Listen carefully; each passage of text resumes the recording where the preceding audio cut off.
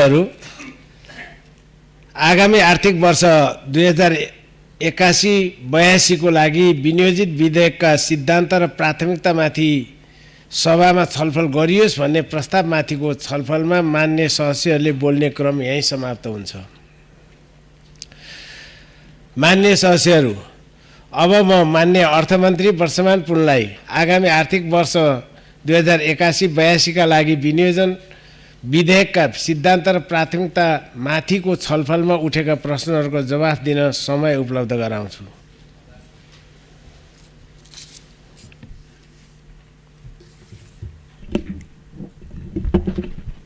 सम्माननीय अध्यक्ष महोदय, विनियोजन विधेयक 2081 को सिद्धान्त र प्राथमिकता माथिको छलफल आज राष्ट्रिय सभाको यस गरिमामय सदनमा हामी अन्तिमतिर पुगेका छौँ। यस क्रममा आजै प्रतिनिधि सभा पनि 11 बजे, राष्ट्रिय सभा पनि 11 बजे हुँदा अलिक कार्य व्यवस्थालाई व्यवस्थित गर्न अलिक अप्ठ्यारो पर्यो र राष्ट्रिय सभामा सम्मानित राष्ट्रिय सभामा चलेको बहस सुन्न, त्यसमा सहभागी हुन र टिपोट गर्न केही व्यवहारिक कठिनाइहरू पनि भयो। म प्रतिनिधि सभातिर थिएँ, त्यहाँ म यता आउँदै गर्दा त्यहाँ बोल्ने मान्य सदस्यले मन्त्रीको खोजी भइसकेपछि फेरि फर्केर बाटोबाटै फर्केर म चाहिँ फेरि त्यहाँ सहभागी भएर आएँ। अहिले पनि त्यहाँ हाउस चलिरहेको छ। आगामी दिनमा निश्चय पनि सङ्घीय संसद सचिवालयले यस प्रकारको तालिकालाई व्यवस्थित गर्ने, समन्वय गर्ने नै छ भन्ने मेरो विश्वास छ। सम्माननीय अध्यक्ष महोदय, विनियोजन विधेयक 2081 को सिद्धान्त र प्राथमिकतामाथिको छलफलमा भाग लिई आफ्नो अमूल्य विचारसहित सुझाव राख्नुहुने सबै माननीय सदस्यहरूलाई सम्माननीय अध्यक्ष मार्फत हार्दिक धन्यवाद तथा आभार व्यक्त गर्दछु। निवर्तमान अर्थमन्त्रीले सरकारको तर्फबाट पेश गर्नुभएको विनियोजन विधेयक 2081 को सिद्धान्त र प्राथमिकतामा कतिपय माननीयजीहरूले परिवर्तित परिस्थितिमा पुनर्लेखन हुनुपर्ने विषय पनि उठाउनु भएको छ। सरकारका नीतिहरूमा स्थिरता कायम गर्नुपर्ने, राम्रा नीति तथा कार्यक्रमहरूलाई निरन्तरता दिनुपर्ने र परिवर्तित सन्दर्भ अनुसारको आवश्यकता, सम्भावना र सोचलाई सम्बोधन गर्ने गरी सन्तुलन मिलाएर आगामी वर्षको बजेटको सिद्धान्त र प्राथमिकता कायम गरिनेछ।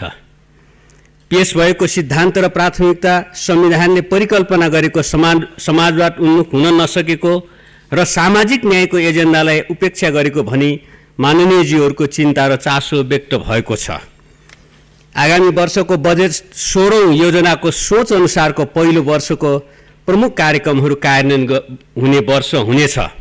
सुशासन, सामाजिक न्याय र समृद्धिको सोचसहित कार्यान्वयनमा आउने योजनाका कार्यक्रमहरूको कार्यान्वयनबाट आगामी आर्थिक वर्ष संविधानमा उल्लेख भए बमोजिमको समाजवाद उन्मुख अर्थतन्त्र र सामाजिक प्रणालीको विकासका लागि केही ठोस आधार तयार हुनेछ।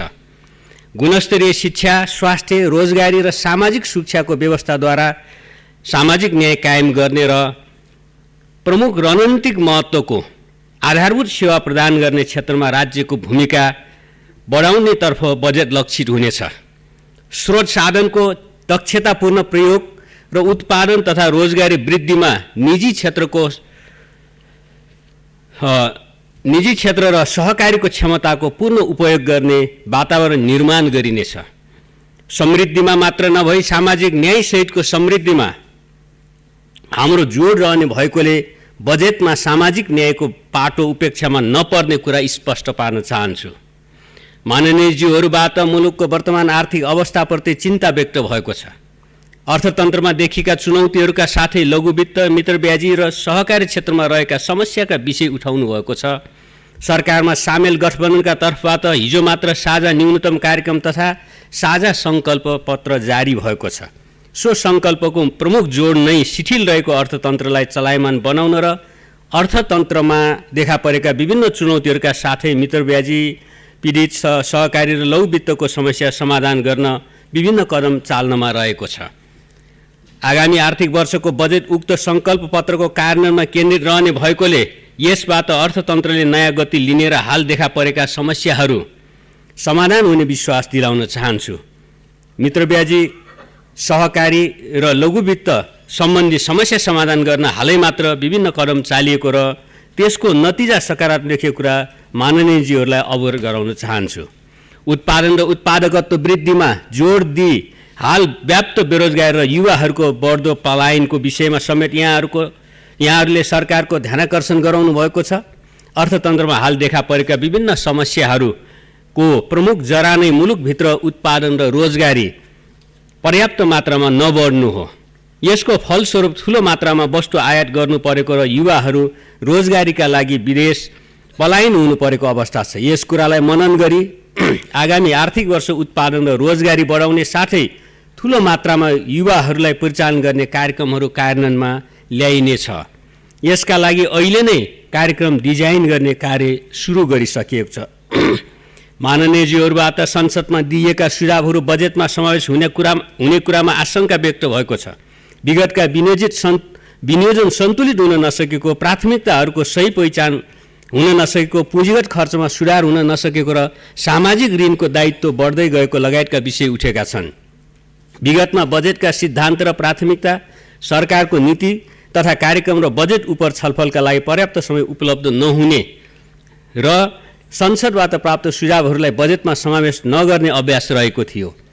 सम्माननीय प्रधानमन्त्रीले गत वर्ष संसदमा व्यक्त गर्नुभएको प्रतिबद्धता अनुसार कानुनमा संशोधन गरी संसदमा छलफलका लागि पर्याप्त समय प्राप्त हुने व्यवस्था गरी नयाँ बजेट क्यालेन्डर निर्माण गरिएको छ भने त्यसै अनुरूप आगामी वर्षको बजेट आउनुभन्दा अगावै गत फागुन 14 गते संसदमा आगामी वर्षको विनियोजन विधेयकको सिद्धान्त तथा प्राथमिकता पेश भएको छ।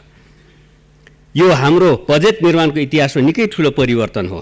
यसै अनुरूप बजेटको प्रस्तुति र छलफलपछि संसदबाट प्राप्त सुझावहरूलाई यथोचित रूपमा बजेटमा समावेश गर्ने प्रतिबद्धता व्यक्त गर्दछु। अर्थतन्त्र शिथिल बन्नुका विभिन्न कारणहरूमध्ये पुँजीगत खर्चतर्फ कम रकम विनियोजन हुनु र विनियोजित गरिएको सीमित बजेट पनि खर्च नहुनु एक रहेको छ। पुँजीगत खर्च क्षमता वृद्धि गर्नका लागि केही विधिगत र संरचनागत सुधारका कार्य अघि बढाउन लागिएकोले आगामी वर्ष पुँजीगत खर्च उल्लेखनीय रूपमा बढ्ने विश्वास छ।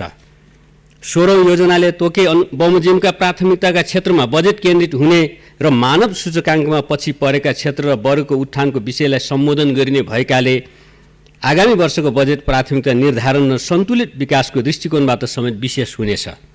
कृषिको आधुनिकीकरण र व्यवसायीकरण, रासायनिक मल कारखाना, प्राङ्गारिक मल, हरित मल तथा उन्नतशील बिउको व्यवस्था, सिँचाइ सुविधा, जमिनको खण्डीकरण रोकी चक्लाबन्दी खेतीलाई प्रोत्साहन, आधुनिक प्रविधि र औजार, बजारको सुनिश्चितता र कृषिमा आधारित उद्योगको निर्माण गर्नुपर्ने विषय उठेका छन्। कृषिको आधुनिकीकरण र व्यवसायीकरण गर्न हालसम्म विभिन्न कार्यक्रमहरू कार्यान्वयन गरिएको भए तापनि यस क्षेत्रमा अपेक्षा गरिएको नतिजा प्राप्त हुन सकेको छैन। यस सन्दर्भमा लगानी अनुसारको प्रतिफल प्राप्त नहुने कार्यक्रमहरूलाई खारेज गर्ने वा पुनर्संरचना गर्ने र नयाँ मोडलका कार्यक्रमहरू सुरु गर्ने कार्य गरिनेछ। सामूहिक प्रणालीमा जग्गाको एकीकरण, बाँझो जमिनको प्रयोग र चक्लाबन्दी गरी ठुलो स्केलका व्यावसायिक कृषि फर्म, पशु फर्म र जडीबुटी फार्महरू स्थापना गरिनेछ। सङ्घीय स्तरबाट मल, उन्नत जातका बिउ बिजन, प्राविधिक जनशक्ति र सेवा उपलब्ध गराउन जोड दिइनेछ। सिँचाइतर्फ निर्माणाधीन सिँचाइ आयोजनाहरू सम्पन्न गर्न र तराईमा भूमिगत तथा पहाडमा लिफ्ट सिँचाइको व्यवस्था गर्न जोड दिइनेछ। कृषिको उत्पादकत्व र उत्पादन वृद्धि बढेसँगै कृषिमा आधारित उद्योगहरूको विकास र विस्तारको कार्य अघि बढाइनेछ। ग्लोबल वार्मिङका कारण हिमालका हिउँ घट्दै गएको र चुरे क्षेत्रको वन विनाश भएको कारण तराई क्षेत्रको पानीको सतह घट्दै गएको विषय पनि उठेको छ। नेपालले ग्लोबल वार्मिङबाट विश्वभर परेको असर र खास गरी नेपालका हिमाल र हिमतालहरूमा परेको असरबारेमा विश्व मञ्चमा प्रखर रूपमा आवाज उठाएको छ र बढी कार्बन उत्सर्जन गर्ने मुलुकहरूले हरित वित्त अविलम्ब उपलब्ध गराउन आह्वान पनि गरेको छ। आगामी आर्थिक वर्षमा 16औं योजनाले वातावरण संरक्षणका लागि तय गरेका विशेष कार्यक्रमहरू कार्यान्वयन गरिनेछ। यसबाट चुरे विनाश रोक्ने र पुनर्भरणबाट पानीको सतह घट्न नदिने कार्य अघि बढ्नेछ। प्राकृतिक स्रोत साधनको विवेकशील उपयोगको कार्यक्रमहरू अघि बढाउँदा पनि पानीको सतहको पुनर्भरणलाई ध्यानमा राखिनेछ। केही माननीयज्यूहरूले आफ्नो निर्वाचन क्षेत्र र जिल्लाका समस्याहरू पनि उठाउनु भएको छ। खास केही मान्यज्यूहरूले आफ्नो प्रदेश र जिल्लाका समस्याहरू पनि उठाउनु भएको छ। सम्माननीय अध्यक्ष महोदय, भर्खरै भएको नयाँ सत्ता समीकरणमा संलग्न राजनीतिक दलका तर्फबाट न्यूनतम नीतिगत प्राथमिकता र साझा सङ्कल्प तयार भइसकेको छ, सार्वजनिक पनि भइसकेको छ। सर्वप्रथम जनताको तीव्र विकासको चाहना पूरा गर्दै समृद्धिको यात्रालाई गति दिन सरकारले पूरा ध्यान दिने प्रतिबद्धता व्यक्त गर्दछु। माननीयज्यूहरूबाट उठाइएका विषयहरूप्रति सरकार संवेदनशील छ। व्यक्त भएका सुझावहरूलाई बजेट निर्माण गर्दा आवश्यक पृष्ठपोषणको रूपमा लिइनेछ। सो आधारमा सरकारको नीति तथा कार्यक्रम र बजेट तर्जुमा गरिनेछ। निश्चय पनि अर्थतन्त्रमा केही चुनौती देखा परेका छन्।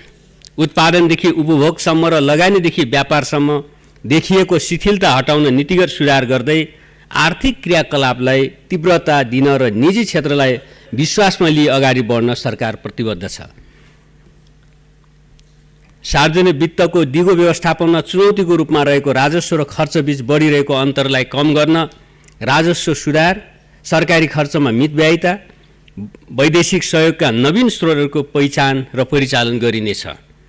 वित्तीय र मौद्रिक नीतिबीच उचित समन्वय गरिनेछ। पुँजीगत खर्चको न्यूनताको समस्या समाधान गर्न नीति, कानुन र प्रक्रिया सुधार अघि बढाइनेछ।